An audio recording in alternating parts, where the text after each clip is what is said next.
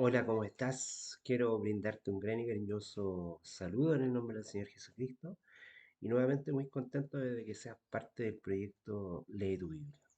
A través de Radio Proclama, el Seminario Teológico Misionero y las reflexiones que nosotros tenemos constantemente, queremos continuar en este proyecto Lee tu Biblia, que es una invitación cordial y una motivación principalmente para conocer algunos de los libros de la Biblia. O sea, no algunos, sino que todos los libros de la Biblia.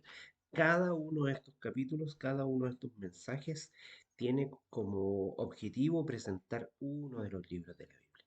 En este caso, ya comenzamos a hablar acerca de las cartas de Pablo.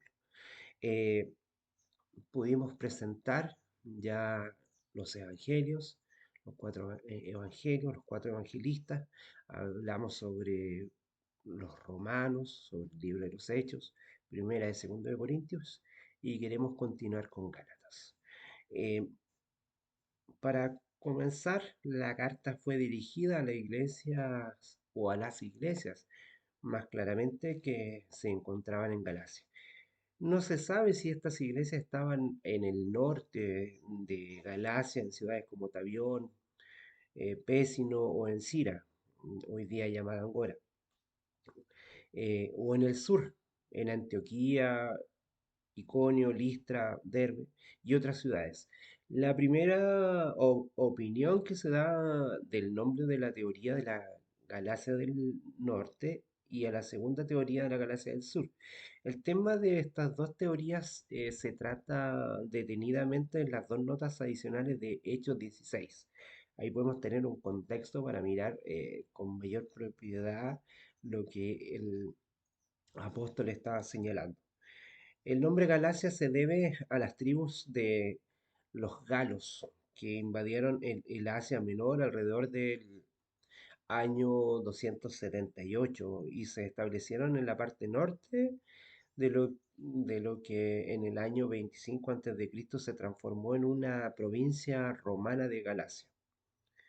Bueno, la paternidad del autor, esta carta paulina, no hay discusión ni duda que pueda presentarse de que el autor en este sentido es Pablo, como ya se ha descrito en el libro de los Hechos y en las otras cartas atribuidas a él.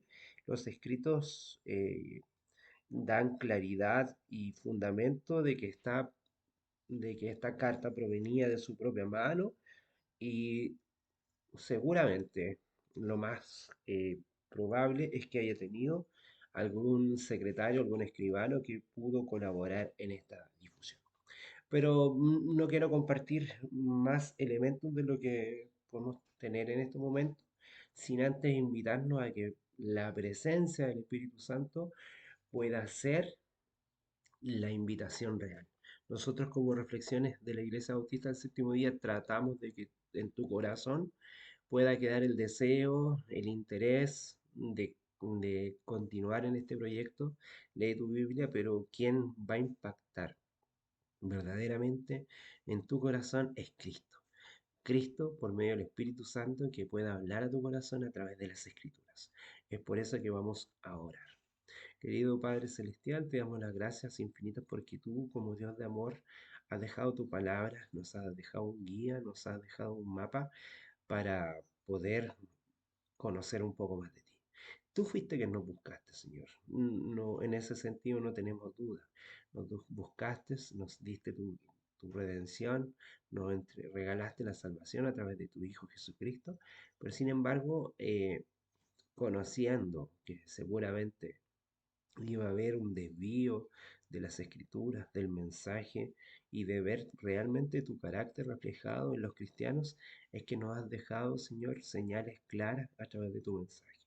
Lo que nosotros queremos a través de este proyecto Lee tu Biblia es que cada persona, cada amigo, cada persona que pueda tener una relación personal contigo, tenga un vínculo importante, un vínculo sagrado en que tú puedas hablarnos directamente a través de tu Espíritu Santo y de las palabras que quedan registradas.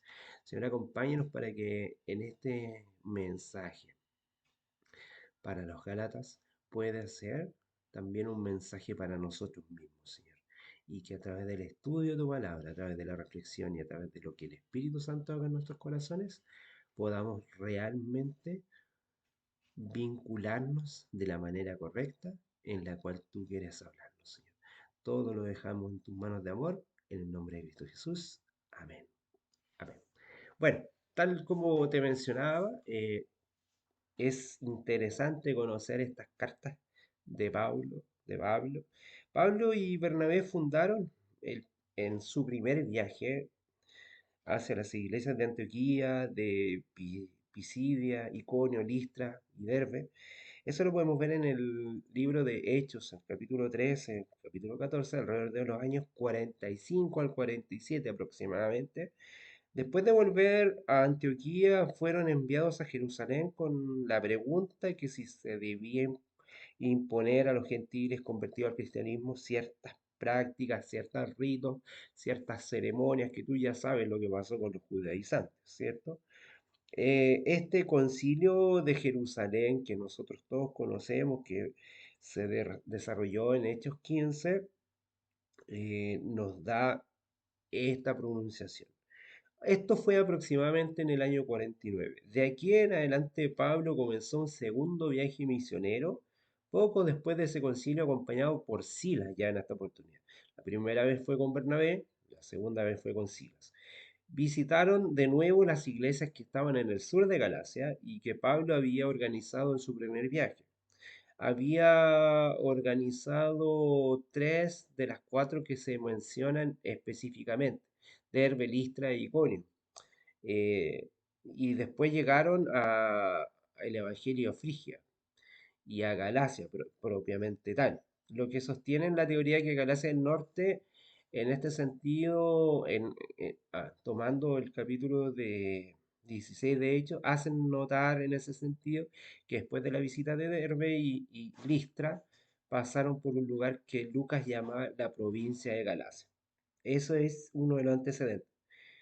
Y por otra parte, encontramos que Pablo y Silas visitaron esta provincia y por eso se puede decir que Lucas hablaba de la región donde se establecieron los galos y no lo que son los romanos llamaban propiamente tal la provincia de Galacia, que incluía otras zonas del sur, las que ya habíamos mencionado. Pablo volvió una vez más en una tercera gira misionera a Galacia a comienzos de su tercer viaje, alrededor de los años 53 y 54 después de Cristo. La epístola de Gálatas tuvo que haber sido escrita después de estos sucesos registrados en Gálatas capítulo 2. Si eso nos da el sentido del tema. ¿Y cuál es el tema de la epístola de los Gálatas? Es principalmente la justificación por la fe, tema que ya había sido abordado en el libro de los Romanos. La justificación por la fe es el tema central, pero la justificación por la fe en Jesucristo. Ahora hay mayor claridad. Ya en el libro de Romanos tú ves todo lo que tiene que ver con la justificación por la fe y ahora, en este sentido, en el libro de Gálatas se aclara más el panorama y se ve que es la justificación por la fe en Jesucristo. Y esto lo cual nos presenta un contraste con el concepto judaico de la justificación por medio del cumplimiento de las obras de la ley. Así es que en ese sentido Pablo es más claro, es más categórico en mencionar el mensaje y decir que este es el Evangelio. Cristo es la buena noticia. Este es su mensaje. Veamos algunos puntos principales de los capítulos que están. Un libro muy pequeño, muy cortito, en el cual encontramos 6 capítulos y te voy a contar más o menos de qué trata. Primeramente, en el capítulo 1, desde el versículo 1 al 10, hay un saludo y una introducción a esta carta. Luego viene la defensa de la autoridad apostólica de Pablo. Pablo él mismo se está presentando como un apóstol de Jesucristo y él se presenta en una autoridad importante. Y, y también en este sentido hace una mención de la verdadera conversión de Él hacia el cristianismo, hacia la persona de Jesucristo, no hacia una idea de quién es cristiano. Y en este sentido, la aprobación apostólica de su interpretación del Evangelio está en Jesucristo. En los capítulos 2 y 3, los cristianos de origen judío también dependen de la fe en Cristo para la salvación, y Pablo lo deja muy claro para los Gálatas y para los que son de origen judío. Y no es la ley, sino que es la fe en Cristo lo que entrega la salvación. La salvación de los gentiles provista en un pacto hecho con Abraham. La salvación de los gentiles, cuando tú lees en Gálatas 3, también se ve el pacto de Abraham y que también los gentiles estaban incluidos en ese pacto. La condición de la ley en relación con el pacto de Abraham, si tú lees el capítulo 3, desde el versículo 1 al 14, es muy interesante y desde el 15 al 29 te da mayor claridad de la condición de la ley en relación con el pacto hecho con Abraham. Luego de ello vemos la madurez de la ley y la inmadurez de la ley en el sentido del Evangelio. El insensato proceder de la iglesia que tenía la iglesia de Galacia es un tema que también Pablo tiene que tocar y exhortar en cuestiones tanto espirituales como morales. La esclavitud del legalismo que se estaba imponiendo por sobre Cristo era muy importante que estuviese la claridad y por sobre todo la libertad cristiana, que no es una excusa para el libertinaje. La libertad cristiana no es excusa en ese sentido. Y Pablo en el capítulo 5 de la carta hacia los Gálatas es muy claro y categórico en este sentido. Y luego de esto, en el capítulo 6 nos señala que fraternal, el amor fraternal se cumple con la ley de Cristo. El amor es lo más importante en ese sentido y está por sobre este sentido de la ley. Dice, quiero leerte algunos versículos que se encuentran en Gálatas 6. Mira, dice, Gálatas 6, versículo 2. Sobrellevad los unos las cargas de los otros y cumplid así la ley de Cristo. Porque si alguno piensa que de sí que es algo, no siendo nada, a sí mismo se engaña. Así que cada uno examine su propia obra y entonces tendrá de qué gloriarse solo en sí mismo y no en otro. Porque cada uno lleva su propia carga. Qué maravilloso es lo que Cristo nos comparte en este sentido, sobrellevar los unos las cargas de los otros y así se cumple la ley de Cristo. Espero que tú y yo podamos cumplir la ley de Cristo llevando las cargas entre nosotros como cristianos y poder siendo así cumplidores de la ley de Cristo. Que el Señor te bendiga grandemente. Gracias y paz.